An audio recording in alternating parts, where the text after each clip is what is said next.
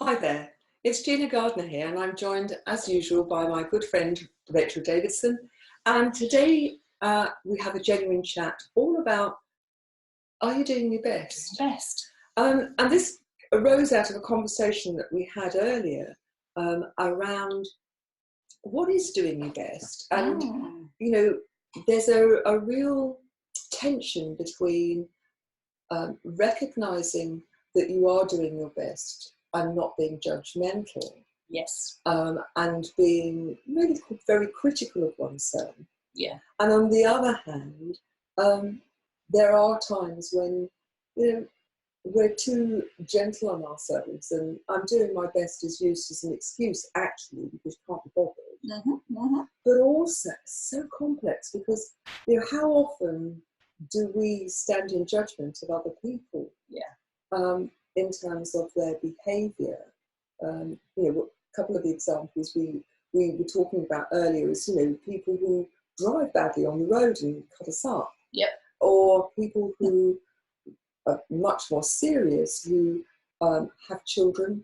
Those children get taken into care, but they keep having children and neglect those children. Not correcting their behaviour, And one of the examples that was used in a talk by Brene was where parents who were in fact having children and constantly going into care were also selling the free milk and watering down of the milk. Suspicion, And one has to ask the question, having one child, which you may have because you're naive or because you've had an accident, is one thing, but having many children, each of whom doesn't thrive and gets taken into care, becomes something very different.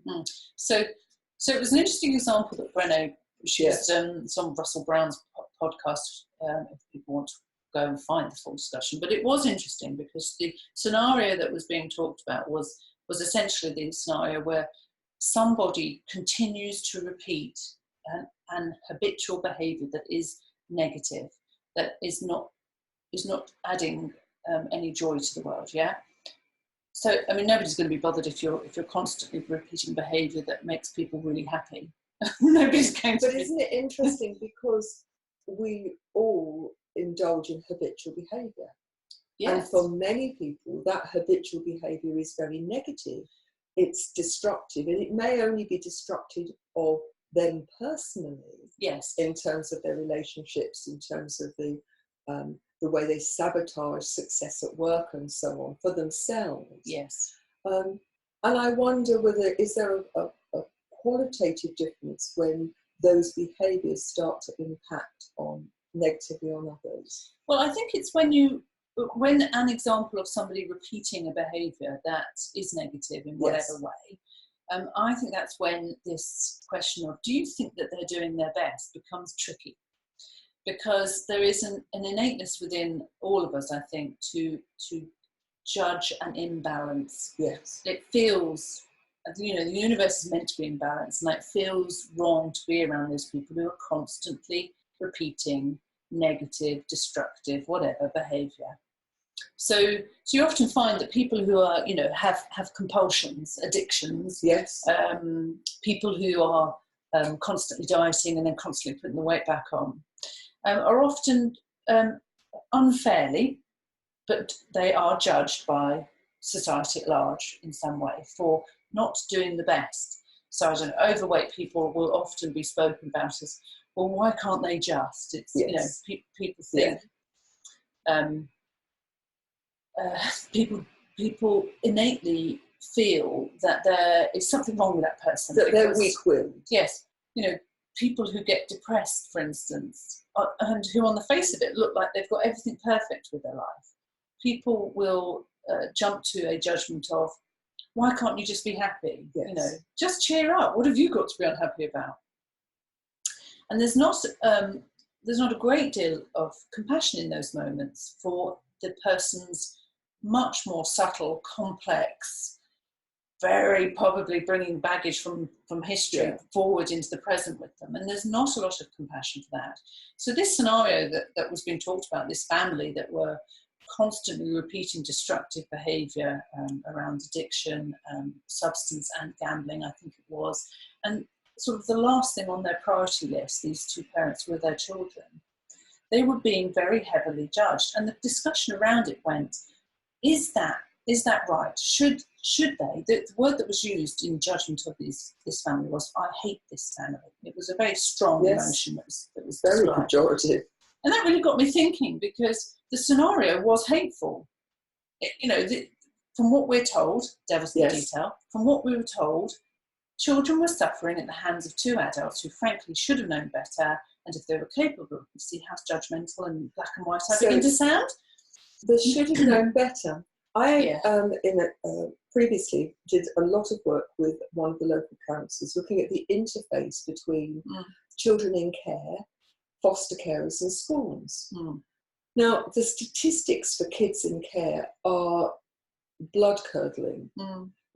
Girls who are in care are 66% more likely to have children who go into care. Why? Because they've never had modelled for them what effective and good parenting looks like. The boys are many, many times more likely to end up in prison. But these children often, some of the examples were that they had been moved 17 times in a year. That as soon as they made any sort of relationship, that they were moved to another family and another family and another school. So when we make that judgment, they should have known better. It's a really interesting one, because if they'd had the same experiences as ourselves, they should have known better. Exactly. That is the point. It's kind of like standing in judgment of a blind person who can't describe the colour red to you. It's like nonsensical. They're doing their best with the abilities that they have been given. Now, I think the reason that this becomes so complex is you have to set this against the hope that people will learn to do things differently.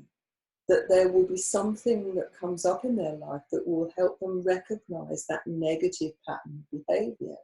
Whether that's being negative to themselves, we've talked about eating habits, for example, looking after oneself, beating oneself up, which are very common negative habits, or as a parent of a child, when you've been through the care system, that you would want your child to have a very different, more positive experience. Okay, because that was the flip side of this sort of discussion about, are these people doing the best? And it wasn't overtly stated, but there is sort of a bit of a whiff of, so if somebody says to me, well, I'm doing the best, does that mean I have to accept the kind of crappy behaviour that's coming my way? Do I have to just shrug my shoulders and say, oh, they're doing their best? Or is it judgmental of me to say, but I will not accept that behaviour? I think it's how you do it. And I think with all of this, the devil's in the detail. They're saying to other people that this is not good enough. You also need to, I think, at least provide the opportunity for them to develop the tools to improve. Of course, they've got to be willing to engage in the process.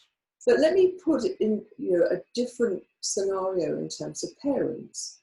Many of the clients that I see, and this could be in their 20s, 30s, 40s, 50s, 60s, blame their parents for their anxiety, their depression, the fact that they don't feel good about themselves because their parents were very critical, or they didn't treat them according to the blueprints that they had that shows that I'm being loved. And we've all got a blueprint. We have a blueprint for so many things, our values. So I'll feel loved when somebody treats me in this particular way. But of course, the other person doesn't necessarily have the same blueprint. And so there's a mismatch. Now, when I talk to those clients about, your parents, given the emotional and intellectual and experience resources that they had, were doing the best they could in that moment.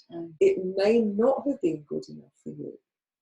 But then you have a choice as to whether or not you let that colour the whole of your life negatively, or you use that in order to become the best version of you. Yes. So you can use that negativity yes. to be an excuse, or you can use that negativity as a learning opportunity to take you forward into something that's much better. Yes. Yes, and I think it is really about understanding that life doesn't give you scenarios that are easily black and white. Well, you wouldn't learn it so much if they were, would you? And also, life isn't linear. No. No. So setting and understanding, setting boundaries in one area of your life doesn't necessarily mean that every single area of your life is now operating at its best. I mean, my daughter has a good example with one of her friends. There are many of them going through it, whose parents are breaking up, and her friend is obviously suffering with it. And that is leading to her friend being quite snappy when Esme is attempting to empathise or sympathise, because of course Esme's been through it too. And Esme feels quite hurt about this friend's behaviour, and her comment was, "Well, she's not being a best friend, is she?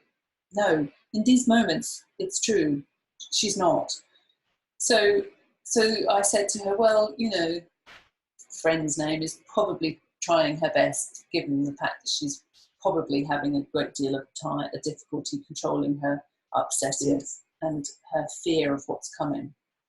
"Yes, but why does that mean I have to have her bite my head off?" No, good point. You don't have to. Again, this comes down to choice. I said, perhaps you could either try to correct her behaviour and have an argument over it, force some good behaviour on her perhaps, but she's probably not going to be capable of understanding. Not in that moment, at least. Or just interpret it as yet another attack and a fearful thing to do. Or you could simply, hear her and say, this very grown-up language for a teenage kid to use, but basically, I totally get it. I totally understand why you're feeling on edge, and I totally understand why you've just ripped my head off. It's fine, I understand. You don't have to rip my head off. I'm just trying to be empathetic, but possibly a bit clumsily, but, it's okay. It's okay.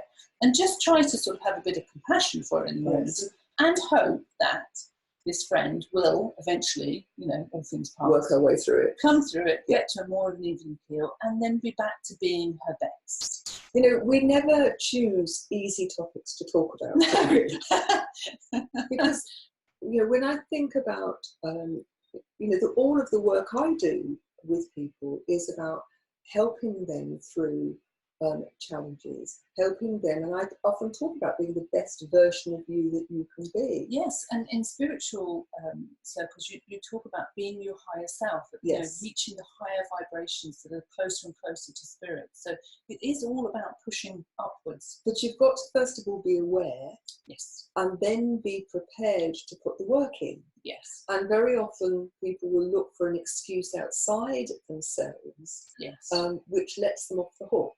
Rather than recognising that whatever's going on, it's your choice whether you stay stuck where you are or whether you make adjustments in terms of your thinking, in terms of your actions, your language, that will move you forward.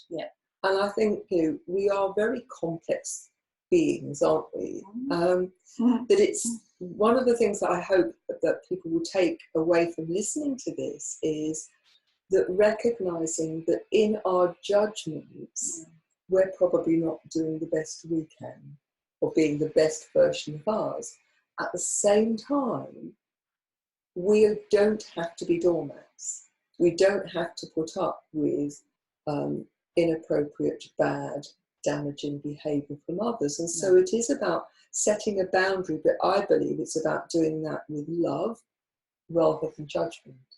I know for myself, one of my being my best is maintaining healthy boundaries of what behaviour I will and won't accept. And people find that very, very difficult, don't they, at times? So some people on that end of that behaviour, which is a very positive behaviour for me, may feel that I'm not doing my best anymore. Okay, so because you're not doing what they want in that moment. Because what is best is the subjective term, isn't it? And it's all about perspective and stuff. But one of the key things that Brene was talking about in terms of being able to have that healthy balance was that in order to feel greater compassion for your fellow human being, you had to, or you were more likely to have got very healthy boundaries in your life. That, you know, behaviours that demanded a respectful interaction with most of the people that, you know, you interacted with, from yourself and from them. And in having that sort of healthy stance, that enabled you to be a much bigger giver. I think that's very true, but I think the compassion has to start with being compassionate to oneself. Yeah, well, I think that's the act of boundaries. But not indulgent. No. And I think a lot of people get those two somewhat mixed up. Yes. They're being kind to themselves when in reality they are being indulgent, which is a very destructive way of behaving, because it keeps you stuck in the very opposite of being your best, highest self. Yes, yes. And that's true also of people who are happy to put up with bad behaviour. Well, they do it because they don't feel they deserve anything better. I think there probably is that going on, but the sort of the headline statement is, oh, well, you know, I love them and I want to do my best for them, so... Well, let me give you an example. I was talking to someone last week, and they have a son who takes drugs and who is an abuser of alcohol. Mm-hmm. And he'll go through periods where he's very loving and very nice, and then periods where he becomes very, very different. And at the age of 18, this person said to him, "You've got to leave, because your behaviour is having such a negative impact on my younger children, your brothers and sisters." And talks about it being one of the hardest, if not the hardest thing that she ever did. But she recognised that if she allowed him to stay, that she was being complicit in his addiction, that she was giving him the opportunity not to take responsibility for himself. And, you know, that's an extreme example, but I wonder how often parents, partners, bosses become complicit in the very behaviours that they want to change. Yeah. And that they assume people are doing their best, when reality, I think very often, they're taking the easy route themselves, because doing their best requires them to stand firm and to be perhaps unpopular in the moment and do things which are very tricky. Yeah, that reminds me of the other aspect of Brene Brown's example, where she uses you know, an absolute higher power. She says basically to these people who are talking about their issues around believing certain people are doing their best, and she says, right, now you have to imagine that God comes down to earth and says to you very clearly, that person is doing the very best they can. And you cannot argue with God. Some people do. But in this scenario, you cannot argue with God. He, she, it, whatever your belief is around the higher power, has come down and said absolutely categorically, that person is doing the very best they can. Okay, so now you've got a dilemma, because your belief is potentially that what they're doing is very wrong, not the very best. Yeah. That they're damaging other individuals, you know, or whatever. So what does that say to you? If the universal law is every single person on this earth is doing the very best they can, what does that mean? And I think the message is, look to yourself first. Yeah, always. Because you have freedom too in this scenario. You have freedom to say, I don't like the behaviour of that person over there, but I'm going to give them the benefit of the doubt and believe the high power that they are doing the best that they can. But that doesn't mean to say that I can't go and do something that is a better version of me. So for my scenario, it was, I need to put in place boundaries. That needs to be the best I can be. I'd like to add a couple of things to that. The first is, I think that people are doing the best they can in that moment, with that set of the baggage that they bring. And so from my perspective, one of the things that comes out of that is, yeah, you can put boundaries in there. I think that's important.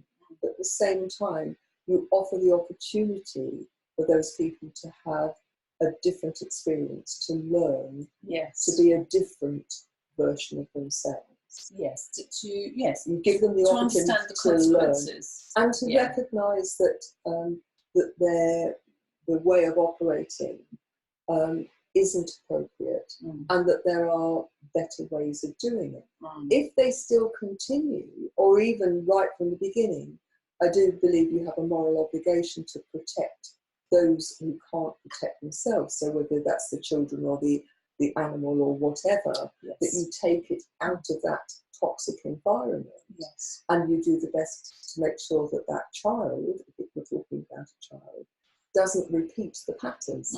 So one of the things I have a real issue with is that I believe that for youngsters, the most vulnerable of our society, are taken into care, and not always, but very often I think they are abused by the system.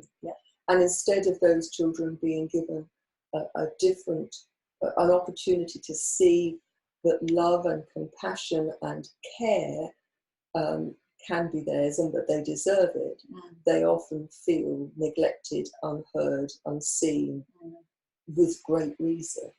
That's probably the theme for a different discussion. So, as we're coming to the end of this discussion, I want to ask the people who are watching this, what's the best you can do? Are you your best self? Are you limiting yourself to the how you are now? Most of us stay in our comfort zone. We do what we've always done. We operate habitually. And, one of the purposes of these programs is to raise awareness.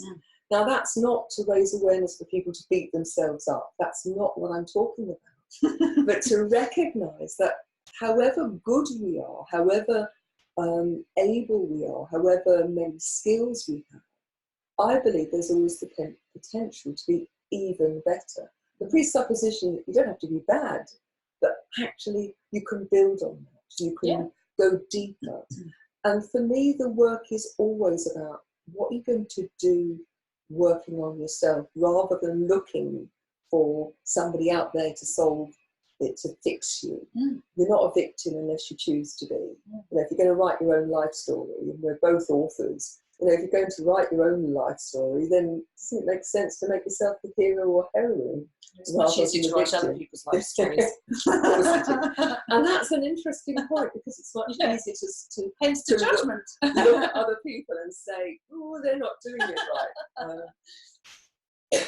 Would love to know what you think. Please let us know through the Facebook group and Genuinely You. But I'd like to leave you with the opportunity to take up the Genuinely You 7-Day Happiness Challenge. Most people would like to feel happier, and it gives lots of tips and ideas and principles for you to live a happier life. But I think when people are living their happiest life, then they feel they're doing the best they can, aren't they? I think that's very get true. happy, be the best. So you'll find the link below. Go and do the happiness challenge and spread a bit of happiness. Get other people to do it too. Now, both of us are authors, that I've just said. Rachel's written The Point of Me, and her second book, called The Truth of Her, is soon to be published.